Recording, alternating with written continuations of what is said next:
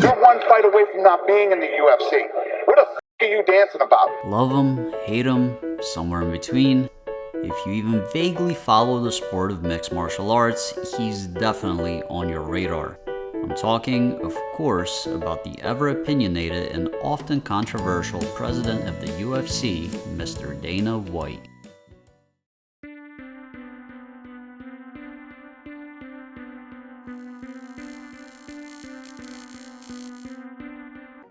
Hello everyone, my name is Greg and welcome back to GK. Today we'll be discussing the life and career of Dana White, but not in the way that you're used to. We'll be talking about all of the darkest rumors from behind the scenes. Some that you might have heard before, but a lot that I can almost guarantee that you'll be hearing for the very first time. We'll be addressing his dealings with fighters, the Fertitta brothers, and all of his alleged relationships, and more. Just a disclaimer before we start, I have no ill will towards Dana, and I want everyone to understand that a lot of the things in this video are rumored or come from sources that are currently at odds with him, which I will be citing. There's always two sides to every story, and it's even possible that some of the information in this video is false. Basically, what I'm trying to say is a lot of the things in this video are alleged, and it's up to you as the viewer to decide whether or not they're true for yourself. And if you've been wondering at what point I'm going to ask you to like and subscribe, well, that will be now. And with all that said, let's begin.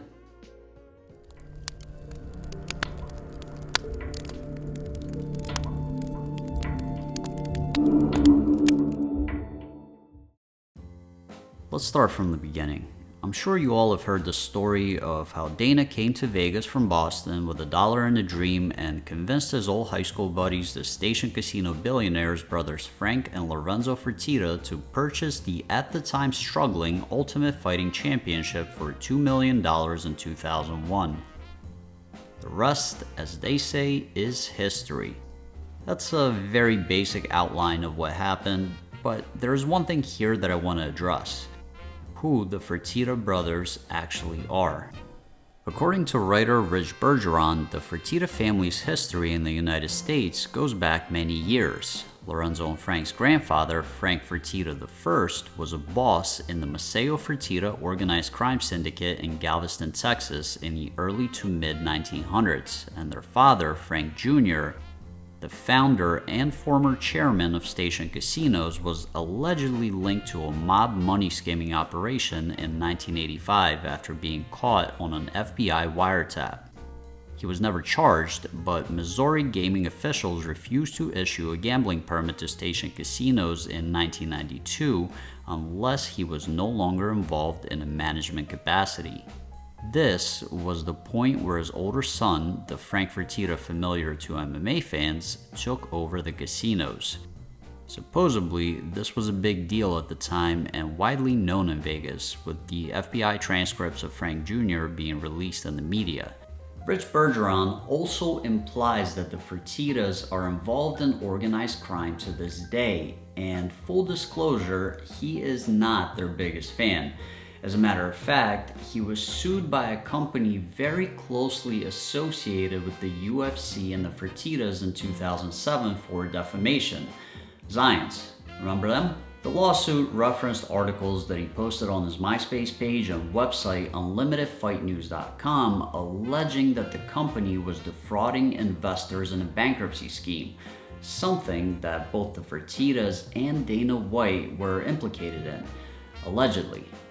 To this day, Richard Bergeron claims that he was telling the truth, and to be honest, the whole Zions thing is a rabbit hole in of itself that probably deserves its own video.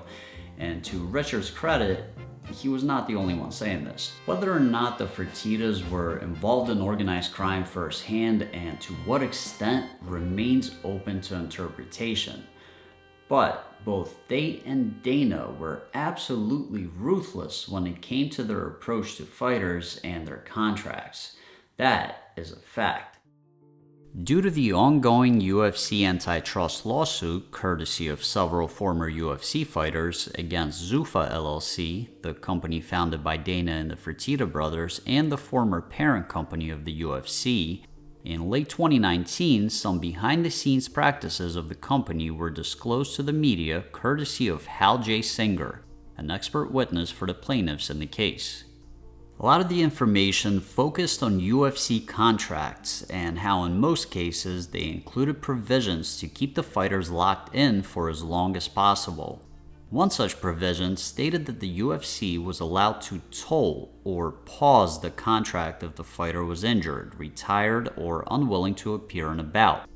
Basically, even in retirement, it was alleged that the UFC remained in control. There were also injury clauses, where the UFC could and oftentimes would automatically extend the contracts. UFC veteran Brian Caraway complained of one such extension in a disclosed message to Zuffa, puzzled by a 6-month addition for an injury that only put him out for 2 months. About 10% of the contracts also included an option period that allegedly allowed Zuffa to renew the initial term of the contract a set number of times at their discretion, doubling or even tripling the length. To put it in perspective, imagine something like this applied to a fighter like Conor McGregor, who went from a relative nobody to a megastar within a very short period of time. If this was the type of contract he had initially signed, Zuffa could technically keep him fighting for peanuts, like the often reported $29,000 to show and $29,000 to win, even though he was making the company tens of millions of dollars. Allegedly, the standard practice was to offer a fighter with an option period in their existing contract a new one before their last fight, effectively holding the fact that the UFC can legally double their current contract if they chose to forego the new terms over their head. Another clause written into contracts stated that the UFC had the ability to extend the contract by 6 months if a fighter turned down a fight. Allegedly, if fights were turned down perpetually, the UFC could keep a fighter under contract indefinitely, thereby eliminating the option of sitting a contract out. In the disclosed email exchanges, the specific provision was shown to be considered with fighters John Jones and Roy Nelson. One of the shadiest negotiating tactics the UFC employed was displayed courtesy of former matchmaker Joe Silva. In disclosed documents, he claimed to lowball fighter Nick Diaz on purpose with the threat of putting him on a preliminary slot for his last fight against a really tough guy. His words. In another example, he was able to get fighter Hector Lombard to fight for less than half of the amount he was contractually obligated to receive for his last fight in exchange for not being released by the promotion afterwards. In other words, fight for less or you're fired. Based off this information, the claim that UFC fighters are independent contractors comes into question due to the level of control the company seems to possess over their employment. It is my own personal opinion that out of everything in this video, this has the most credence. Fighter complaints against Dana and the UFC are nothing new, especially when it comes to pay and contracts. But getting a peek behind the curtain really shows why. The next part of this video will deal with Dana's personal life, and more specifically with his alleged extramarital relationships. Just to reiterate what I said in the beginning of this video, I am not accusing him of anything, nor am I saying that what follows are facts. These are rumors and also allegations by his mother, June White, who he reportedly has a broken relationship with, at least according to her.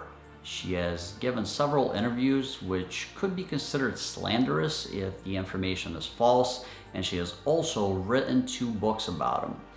Fair warning, what follows could be considered as gossipy, so if that's not your cup of tea, chapters are included below for your convenience. Now, let's get into it. When speaking about cheating, June White claims that Dana put Tiger Woods to shame. She said that even though she doesn't like his wife, who according to her is often violent and abusive towards Dana, in one instance almost knocking his eye out during their honeymoon, she feels that marriage shouldn't be disrespected. I mean, okay, sure. She has gone on record to name 2 former UFC ring girls that she claims to know he has slept with. One being Rochelle Leah, who she mentioned by name, and another being Amber Nicole Miller, whose name she could not remember during the interview, but described as one of the first ring girls that used to do Zion's commercials for the UFC. Ironically enough, Amber Nicole is currently engaged to former UFC champion Tito Ortiz, who Dana has a historically volatile relationship with that seems to have cooled off in recent years.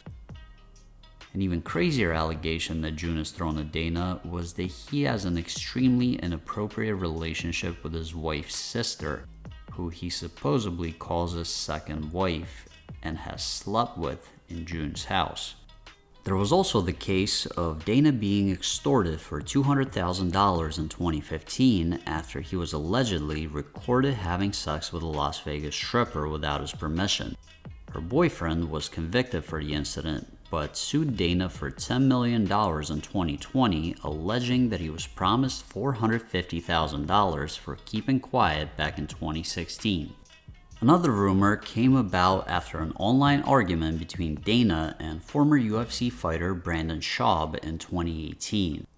After some back and forth, Brendan ended the argument by calling Dana his Eskimo brother, followed by the words, "last warning." Dana has not replied since. For those that don't know, the term Eskimo brothers is a slang reference to 2 men who slept with the same woman. Now, besides the obvious cheating on his wife, what is it about Brendan Schaub's dating history that would make this significant? Oh yeah, he was Ronda Rousey's boyfriend. Was Brendan referring to her? I don't know, but that was definitely how the internet took it.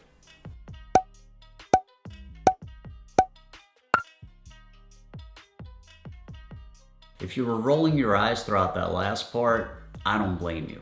Do I think any of this is true? I don't know. Does it matter? Depends on who you are, I guess. Personally, I don't care, but I'm more than sure that there's an audience out there for it. I also want to mention that June claims that Dana lied to his 93-year-old dying grandmother, who supposedly took care of him throughout his early life, by telling her that he was going to fly her out to Vegas and get her the best doctors. He allegedly proceeded to ghost her and not go to her funeral. She also compared his birth to that of Rosemary's Baby in her book. See what I meant when I said that her words could potentially be considered slanderous? There's obviously some very deep-seated resentment there, so just keep that in mind. And with that said, this brings our video to an end. I hope you enjoyed it. Let me know what you thought in the comments down below, and also let me know what you want me to cover next. I'm open to suggestions, guys. Until next time, I will see you soon.